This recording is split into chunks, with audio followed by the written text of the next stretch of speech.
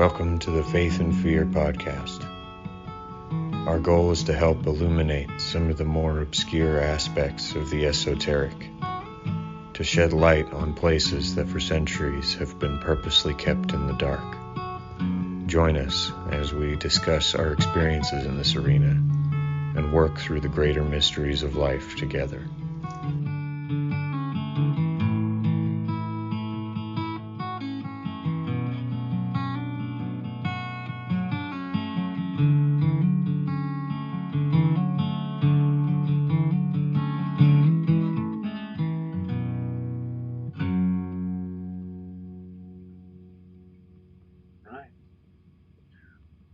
We are alive, and we are here once again in this weird virtual room, sitting down at the Watchman's table.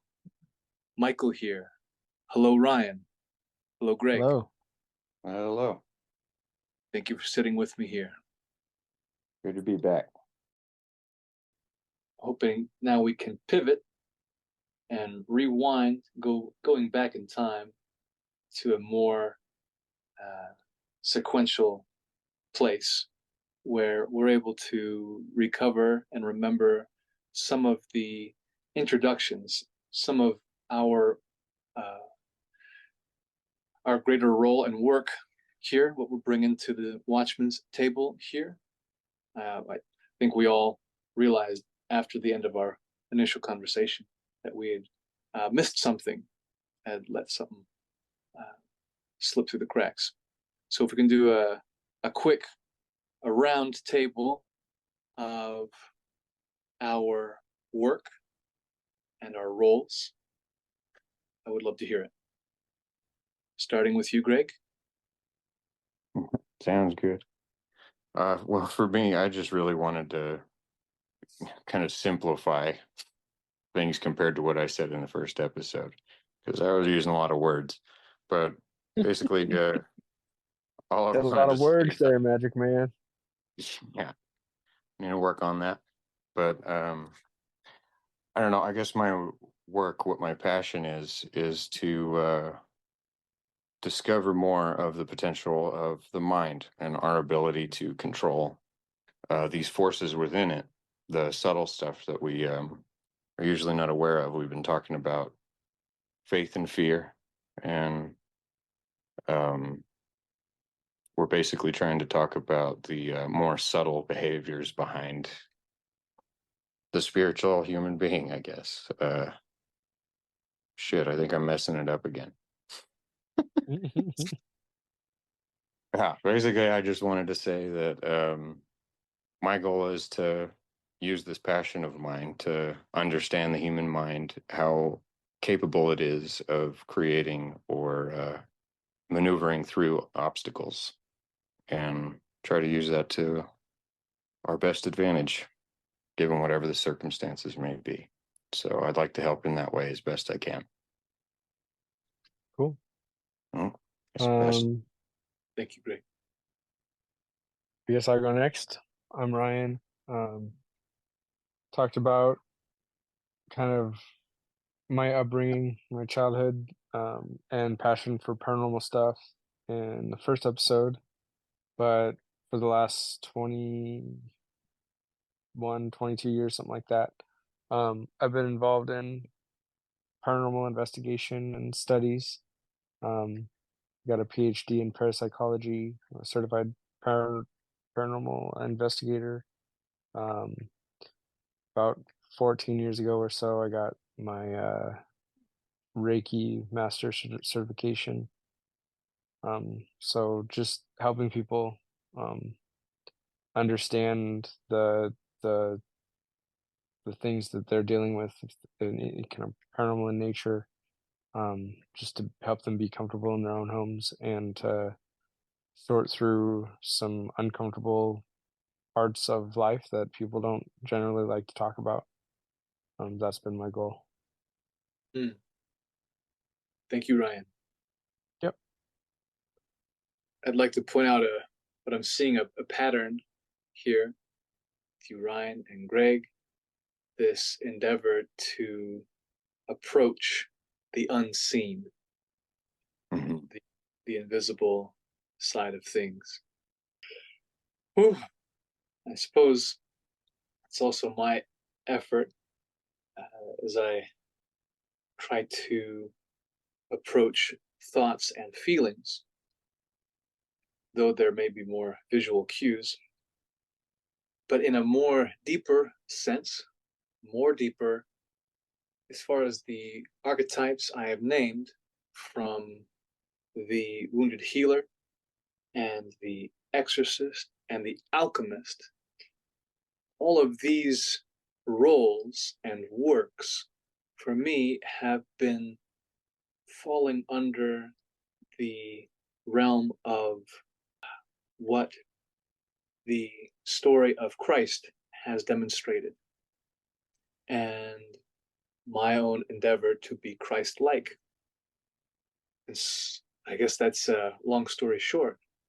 My intention of opening up to what being Christ-like really means, what that really looks like, bringing a certain compassion and center to this world around me and what that can do. I'm very grateful, all in all, to have y'all support here in facing these unseen realms, for all the understanding and the healing, for the truth, for the love. Mhm. Same. Very glad to be here. This is I don't know, it's pretty awesome. Get to talk to you guys. Known each other a long time. Mhm. It's doing a lot of good. Pretty excited about it. I am excited to give some greater contextual texture to our investigation of faith and fear here, with the scope of the hero's journey. We have ourselves individually started our own hero's journey, and I would like here to retrace our steps of our own and the greater archetypal, the universal hero's journey to the best of our abilities. I am still a student, so I'd like to hear what y'all know. What can you offer here about the hero's journey? Greg? Well, yeah, to me, the hero's journey is well, I guess to start at the beginning, stories in general are how we as humans develop our maps of meaning. Like throughout the generations, we're able to remember a lot of stuff. We pass on knowledge and wisdom through stories. And all throughout the world, one of the common themes of these stories that impact us the most and last the longest is the hero's journey, because it kind of applies to all of us in all the different forms our stories can take in our own lives. So basically, the hero's journey has three parts. You start with the call to adventure, which is when your life takes a turn from being one way and you start on the road toward a new passion that supposed to fulfill you in the end as a person. The second stage is going through all the trials, all the challenges that it's going to take for you to get to that goal. And you're going to have to face a lot of fear. You're going to have to draw a lot of faith from yourself. The third stage is when you do make it. The third phase is the resolution or the hero. So at that point, you've overcome your challenges and grown as a person because of it. You're a new, stronger, better form of yourself after. Mhm. So that's the hero's journey to me. But how it relates to fear is in the start of this journey, the call to adventure. It's basically going to be a realization that there's a fear you want to face. There's a goal in yourself. There's a center you're trying to find, and you're not there because there's some sort of fear blocking your vision of it or your connection to it. So the call to adventure is basically the call to face fear. And that takes faith. So the journey is a journey through faith and fear. Thank you. Thank you, Greg, for that look at the hero's journey and how it brings one to the process of going through faith and fear.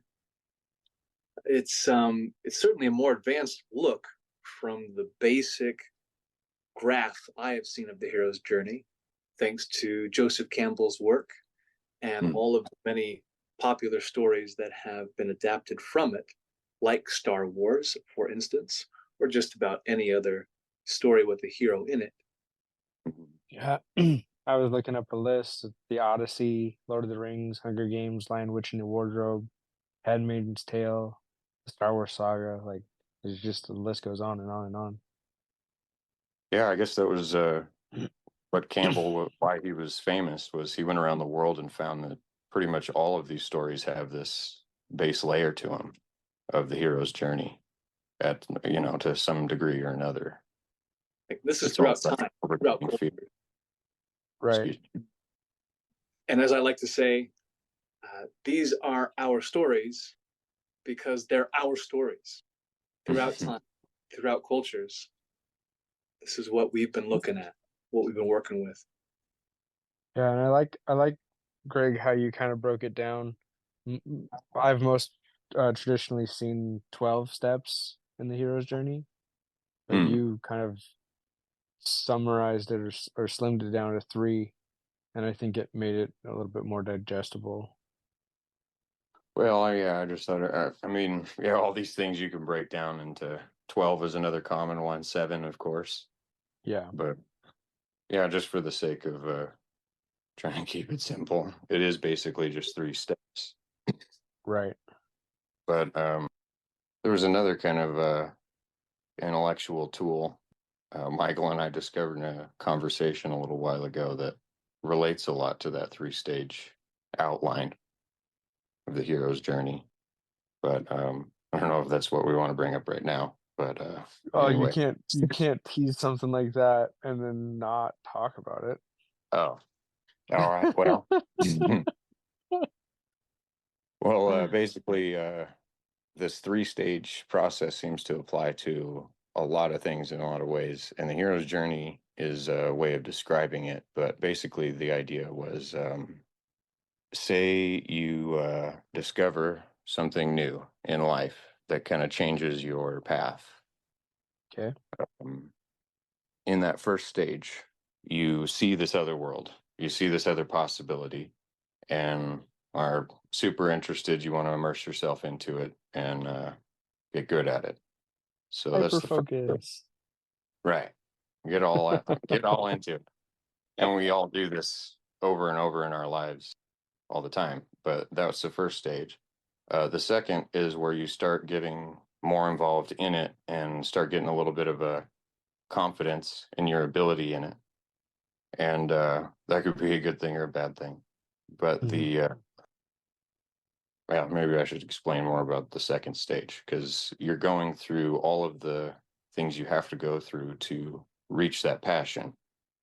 So say it's like a craftsman, like you get into woodworking, for example.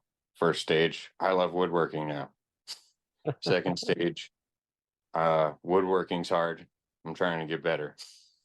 Yeah. By the end of the second stage, you're at a high enough level of skill and fluidity with it that it's no longer about the competition of becoming a good woodworker. So you get into the third phase, which is realizing that even though you might be even the greatest woodworker in the world, you're still just a part of the world, and you now have an excellent service to provide it. So it's coming full circle back to discovering this external world, immersing yourself in it, and realizing at the end that even though you feel like you've mastered something, there's something missing still, because you're too focused on mastering the craft for its own sake. Yeah. And then last stage is realizing again that you didn't go to any separate world here. You're still part of the same one. Yeah. So that 3-stage process shows up through every like full circle cycle that we go through.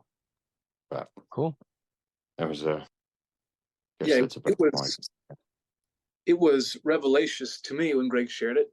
He shared it as I was sharing a breathing exercise I enjoy, kind of the classic Wim Hof, where you do the 3 cycles of 30 to 40 breaths. And at the end of each cycle, you hold the exhale and hold the inhale. And during that holding, having these psychedelic experiences, where, wow, I can be without breath. I can let go and surrender and accept this breathlessness. And then I can hold all this breath. Wow, I'm holding the vitality and the fire and the flame. Woo. And then finally, after all of the exercise is done, remembering that despite all of my exercising of breath and trying to hold it and control it, ultimately, I am being breathed. There is the ongoing inhale and exhale. And it seemed like is another example for this full circle, but so many circles to look at. I forgot we were talking about that in these terms. That is a good point. The breathe. And to wit, when I was first doing these breathing exercises, a lot of emotions come up for me. They still do. And it seems to be another example, yet again, of this circle, this hero's journey, the call, the response, and arrival. And in that process, in that journey, meeting ultimately faith and fear. Mm-hmm. For focus' sake, we'd like to close in on fear and give that some more shape. I'm remembering our last conversation, Ryan, and how your work in the supernatural is blanketed in fear. There's this the fear of the mystery, have you? So I'm curious what your experience, what your insights and wisdom about fear hold. I think it's a natural response for people in life, self-defense mechanism. But I think where we get into trouble is if we don't address it or dwell on it, and if we hyper focus on being afraid of something that you don't understand, or or whatever, it'll just eat you alive. That makes sense to me, especially considering through my psychological lens, fear is a future oriented experience. Right. But I've been developing my own opinions about fear, and I don't want to lead them as truth. And I'm hoping to learn more here from Greg's long work on watching fear. And I'm curious at first, Greg, does fear as a future oriented experience fit for you? Guess I kind of say the same thing about faith. It's just in a different light, I suppose. Well, before I give my opinion of fear itself, I wanted to, I don't know, just quickly go over faith and fear as concepts and how they're being used. So it's kind of came to mind to use faith and fear with capital letters or capital F's to refer to a spiritual state of ours. So we can live in fear or we can live in faith. But faith and fear are also in the material dimension with us. And that's the lowercase version of these terms to me, which is fear being a state in your mind, your spirit, and it can project out into the world as a negative emotion or behavior or thought. And I guess I kind of put it, faith and fear is kind of the spectrum of like going up or down with your spirit. So when you say somebody has low spirits, that's a fear issue. But somebody with high spirits is a faith situation. So between the two, just to kind of give an idea of what we're referring to, is that it's kind of the rise or fall of your spirit. And being afraid, having these fearful emotions, they are all very natural and they're not bad. They just mean there's something wrong. It's your body and mind telling you that something is wrong and needs to be resolved. So this is only the second time I've heard you break down faith and fear, or break it, build it up rather, with these tiers of capital and lowercase. mm-hmm. And I'm still wanting to understand them better.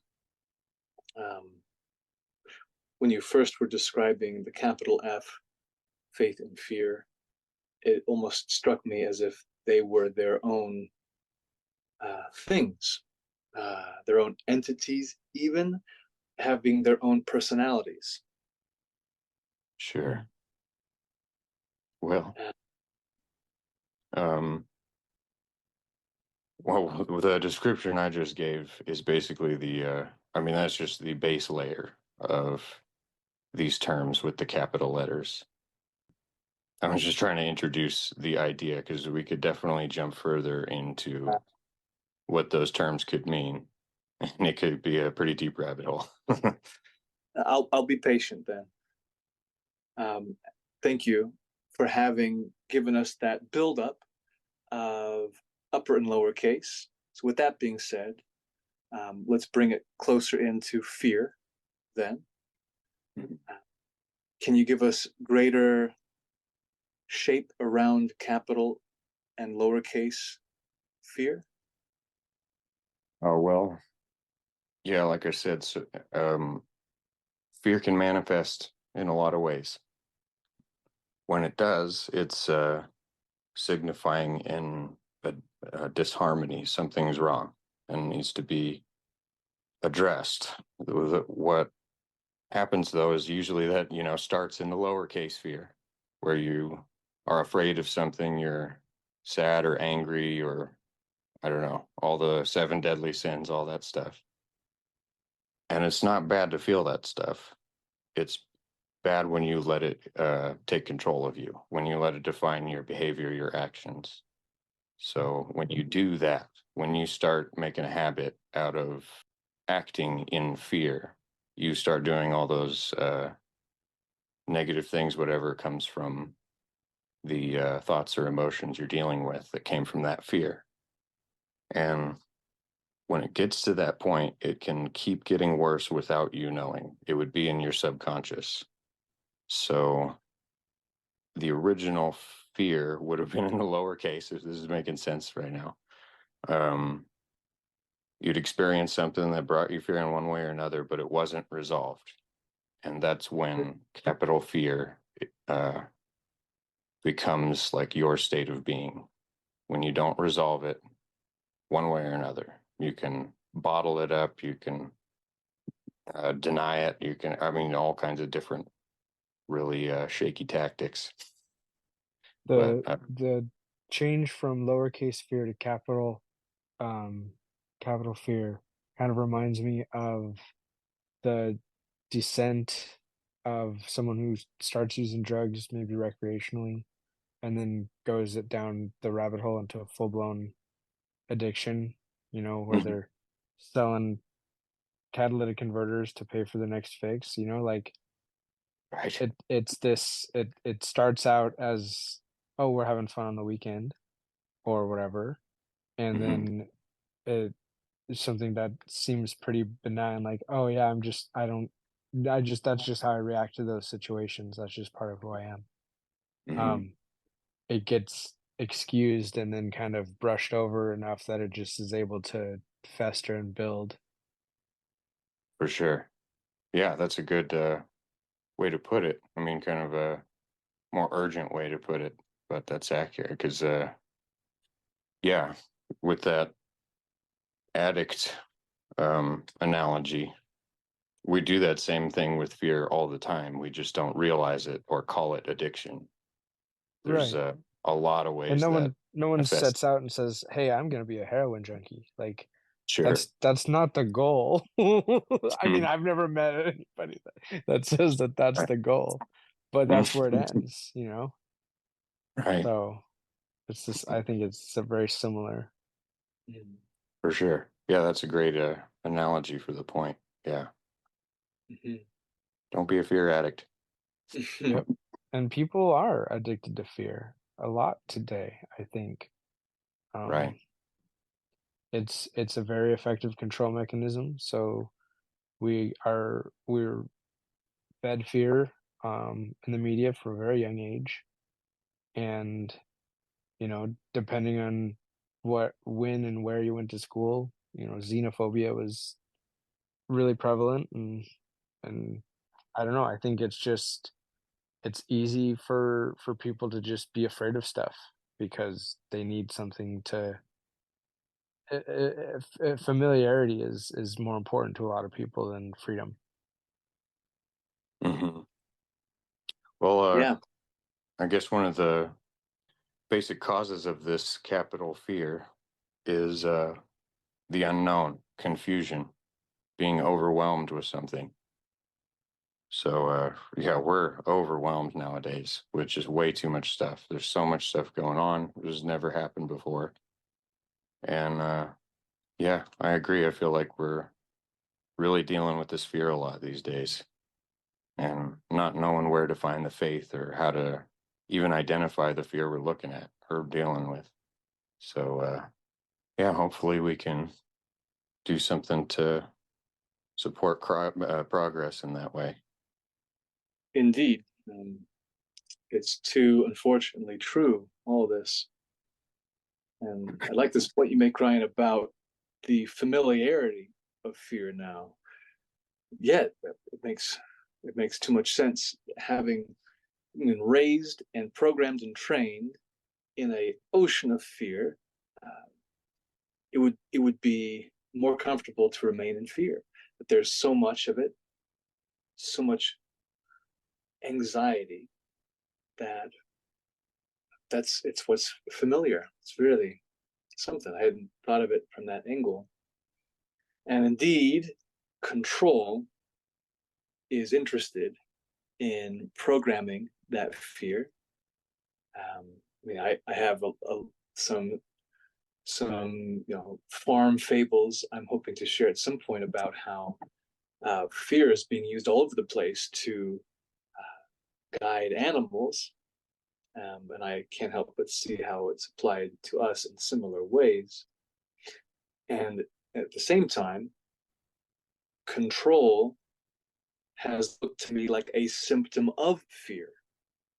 Thinking of the pathology of overcompulsive disorder, for instance, someone who um, is trying to control so many little details so things can be okay. Yeah, it seems like it's trying to band-aid the fact that things are not okay, and Yeah. I'm out of control. Someone control Hmm. everybody. For Yeah. sure. Yeah, that's definitely a bad sign if you're trying to control everything. That's a lot of fear and Mm-hmm. pretty unstable. But you're right. That would be the fear of going along with what life provides you. You're trying to push nature away when you're trying to control everything instead of allowing everything to happen the way it's supposed to. You're trying to manage all the forces of life by yourself. So not only are you putting way too much energy into something that you're probably not going to accomplish to any noticeable degree, but you're also going to do a lot of harm in the process. I can think of way too many examples in my family and in my own history. Well, if I can bring this back down to the ground, for the context, I was hoping to share this farm fable, a more recent farm fable of mine, so you can help me pick out where these different kinds of fear are happening, if I may. Sounds good. So here on the farm, we have a gang of little adolescent chickens. They're not cheapers, they're not little chicks. They're miniature chickens, and they'll rove around together. It's adorable. And they also like to roost in a small tree together. And as chickens do, they roost at the top, as high as they can comfortably go. And then my partner, Margaret, noticed this and noted how they are in danger of being predated, that any owl or bird of prey could swoop around, owl at night especially, and just say, hey, what a tasty, bright colored snack. And there goes the chicken. So when she noticed this, she caringly, gently, lovingly escorted every chick she could out of the danger, top of that tree, to the security of a little chick wagon that could be closed up. They could be made secure. And that was a beautiful thing. And that taught me about owls and about keeping chickens safe. So the following day, when she was out picking berries and I was tending to the evening chores alone, and I'm noticing these chicks again in the danger zone, I figure it's time that I follow the good advice and get them to safety. But when I go for them, they run away from me. And I am not in the mood to chase after chickens. So it occurs to me that in there, let's lean into this fear. Let's have a little experimental training. So I grab a stick and let them know that the top of this tree is not safe. Swatting at them, letting them know, danger, danger, danger, not safe. Poke, poke, swat, swat, not safe. And they get it. They flee into the interior of the tree. And for the next 15 minutes, I continue to remind them of this. Some will come back, and then I say, danger, danger, poke, poke, not safe. Be afraid, please. And they are. They go back in, and slowly but surely, less come back, more slowly. And there's finally just one more stubborn chick who gets a nice, good poke. And it worked after that concentrated, focused, consistent effort. Wow, what a fable that was for me. Revelations for 3 reasons. First, wow, it worked. That's cool. Second, wow, what a demonstration of the mother and father role in guidance, where the mother here, the feminine force here, exercising this merciful, gentle, loving transportation to safety. Because she's afraid that they're going to get eaten. And then me, left to my own devices, short on patience and short on gentleness, trying to carry the torch of the father, take a stick to it. and like give them a little bit of the push of a little bit of pain, let them know it's not safe here. Please be guided by this pain to save yourself from a greater pain. And then there's a third revelation, but I'd like to first open up to the table here about the reflections you see in this, because there's a lot here to unpack. Hmm. Well, that, I mean, that's a beautiful story, I guess. It's because we'd be also getting into masculine and feminine. I like what you did. I like what both of you did. I like exactly what you said, honestly, about all of your explanation of this story. And as far as you saying impatience with the chickens, I don't know. I feel like that was a message they needed to learn. I mean, as long as you weren't like stabbing them and drawing blood or like really abusing them. Not But causing any real harm, no, no. yeah, just getting the message across. Because again, fear is a sign that there's a problem, and the fear in you was a fear that they couldn't see for themselves. So you had to communicate that to them to keep them safe. And Margaret had a different method. Instead of communicating that, she just let them um, just supported. I mean, how you might relate this to children is just supported who they are, who they want to be, and told them it's fine. We're just going to have to move you over here.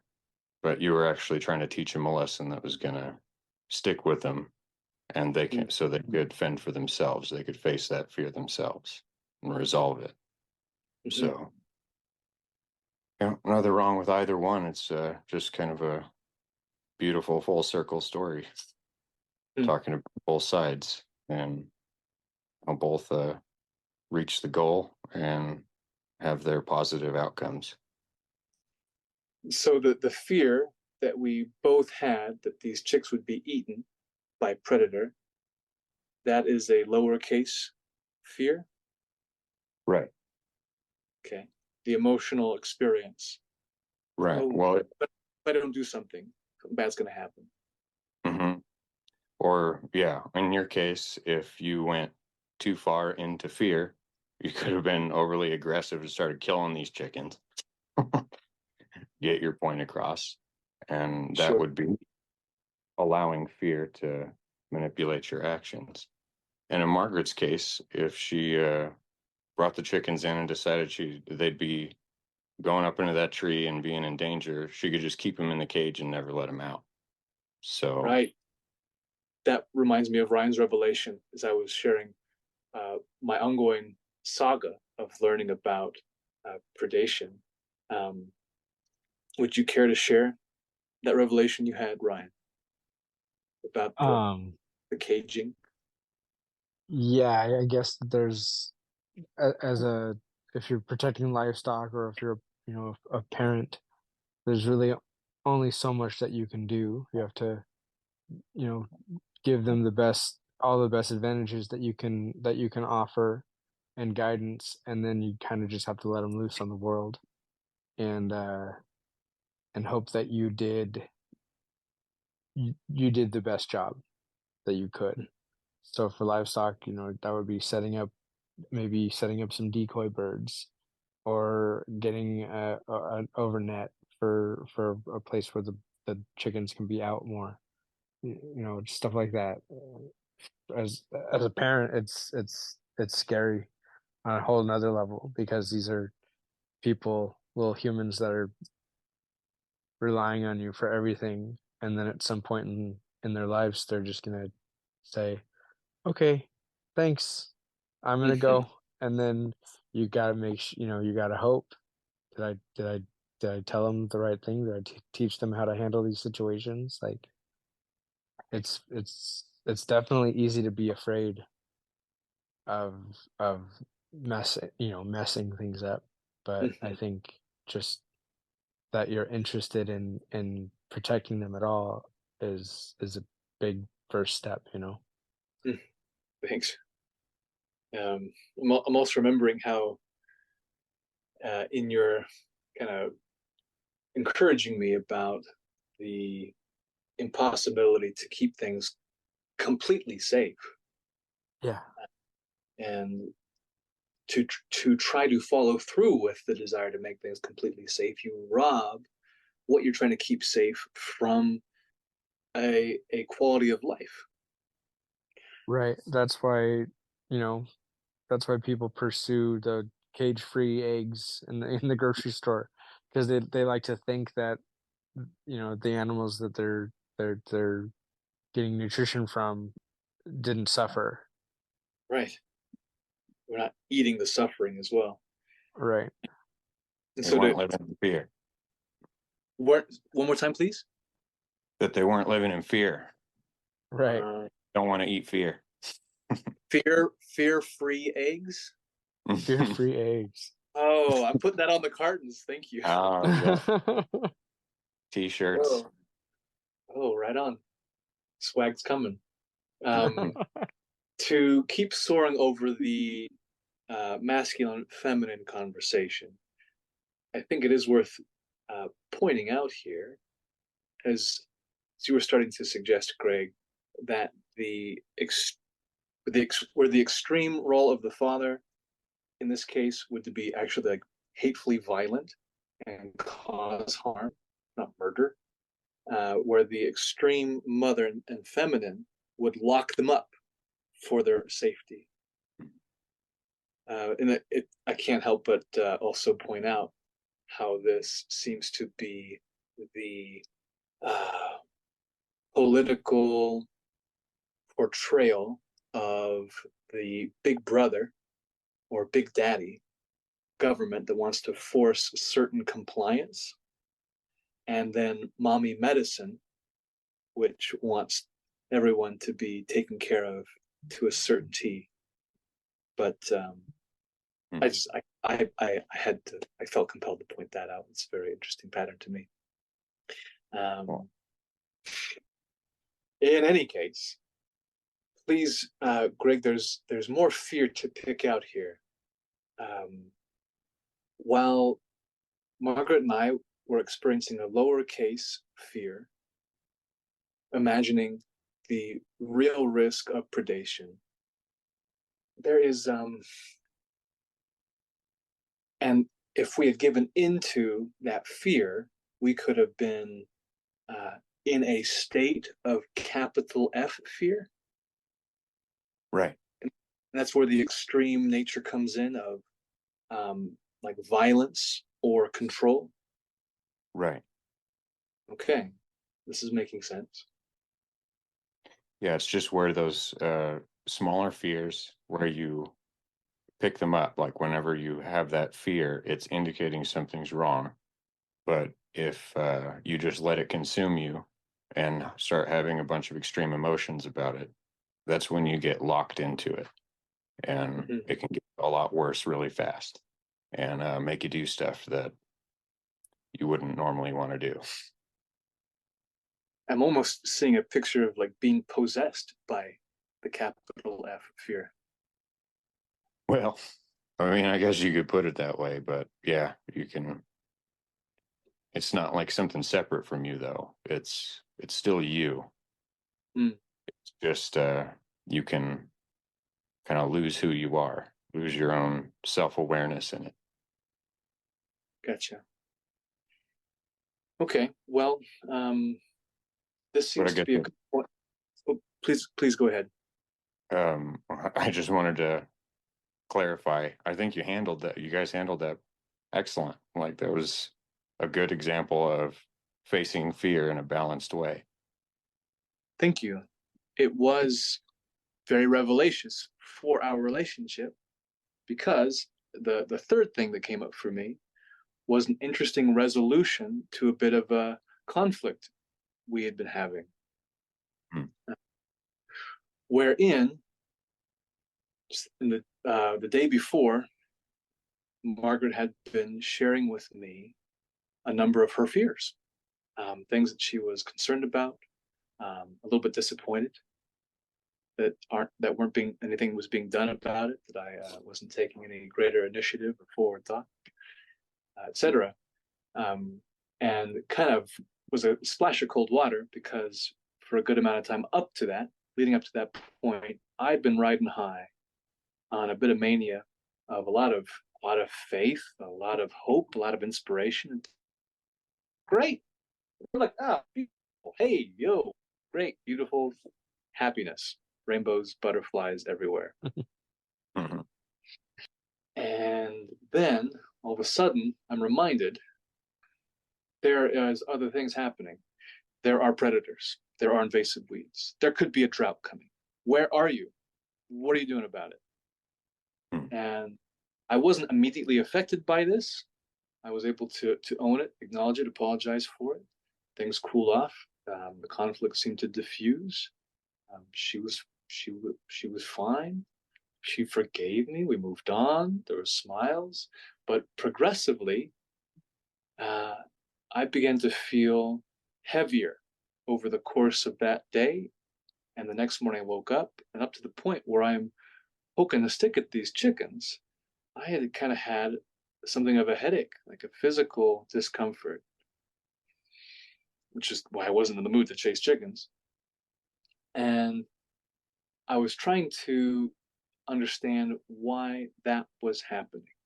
My initial guess was that I had been infected by the fear.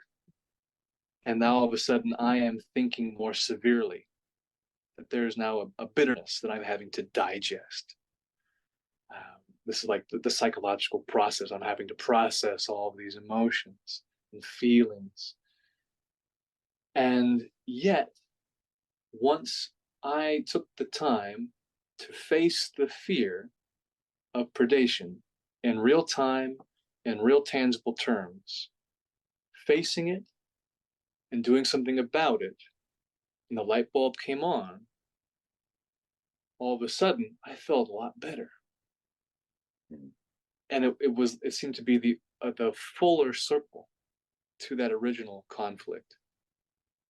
And I'm hoping you could help me perhaps give some greater depth to my psychological reflex to try to diagnose this exchange, or even be paranoid about some spiritual force of infection or possession that took a hold of me and made me be a certain way. Mm. Well, I mean, you can kind of define it that way. Mhm. Like, it can be kind of an infection, but it's not something in the world that's causing your fear. It's you. Mm. And that could be at a subconscious level where you can't quite get your mind to that place where wherever that's coming from. But um, facing your fears around you is how you deal with that infection. When you start taking things on, you have faith, courage, you start standing up to things, even though that's hard and it can be exhausting. Like you said, at the end of it, you feel fulfilled, you feel great. Everything came full circle. You resolved all that fear. And I don't think it's a bad thing that you're realizing that you're being taken over by fear. I think it's a good thing because if you can see it, you can deal with it. If you can sense it, you can figure it out. But it's the danger is mostly when you aren't aware of it and it's consuming you anyway. Mm. Haunting you in the background. It's a background task. Mm.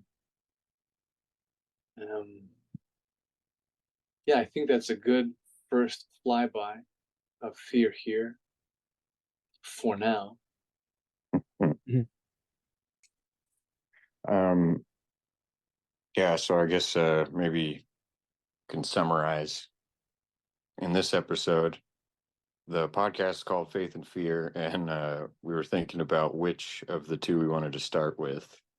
And of course, sequentially, that would have been faith, but decided fear is going to be more basically why we're here. We're here to address fear and decided to make this first episode of the two about that and set the stage for faith. So we've talked about how fear can behave in our lives. And now we know the context, I guess, for this next conversation about faith, because it's going to be all about facing this fear that we've been talking about. Sounds good. The hero's journey continues. Next you week for- at the table. Forever for on. listening. Poetry. Thank you for sitting with me at the Watchman's table. Looking forward to next time, gentlemen. Till next See you time. next time. Keep watching. Keep watching.